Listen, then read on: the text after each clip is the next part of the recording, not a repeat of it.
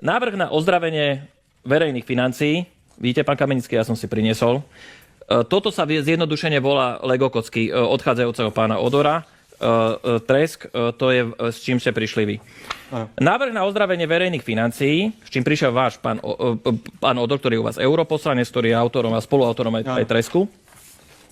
Zvýšenie sadzieb spotrebnej dane z tabakových výrobkov, rozšírenie dane o netabakové výrobky, zvýšenie sadzieb spotrebnej dane na pivo. Výbor chcel zvyšovať, alebo v tých Lego kockách bolo zvýšenie sadzieb spotrebnej dane benzínu a nafty o 5%, zvýšenie základnej sadzby DPH, zníženie sadzby, zrušenie teda znížených sadzieb, aj zrušenie 13. dôchodku. A on to v tej dôvodovej správe aj hovoril, že vlastne s tými najväčšími opatreniami, to stále na stránke ministerstva financií, vlastne za najväčší konsolidačný potenciál v miliónoch eur je práve zvýšenie sadzby DPH, čo táto vláda spravila, zrušenie väčšiny znížených sadzieb DPH plus kompenzačné opatrenia, čo spravila.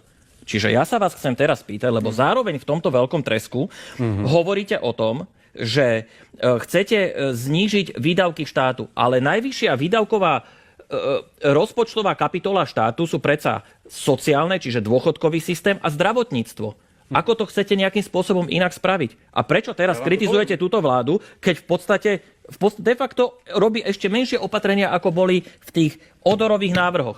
Ja od predsedu najsilnejšej opozičnej strany, ja nechcem len, prepáčte, nechcem od stola počuť, že to sú 100 milióny. Povedzte mi naozaj, že dal som si s tým, dobre som sa na to pripravil, prečítal som si aj Tresk, prečítal som si aj 22 konsolidačných opatrení, naozaj som sa tomu venoval. Povedzte mi konkrétne tie konsolidačné opatrenia, ako ich chcete konsolidovať cez výdavky. Bavíme sa, tento balík je 1,4 miliardy.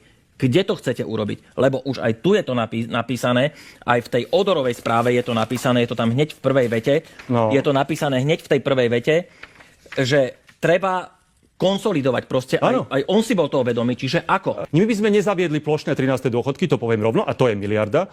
To by sme v tejto situácii, v tej ťažkej situácii nezaviedli. Nezaviedli sme plošnú energopomoc, lebo na to ten štát nemá. Mám priestor. Ja by som poprosil, ja toto zverejním na svojej strane, to je moja tabuľka.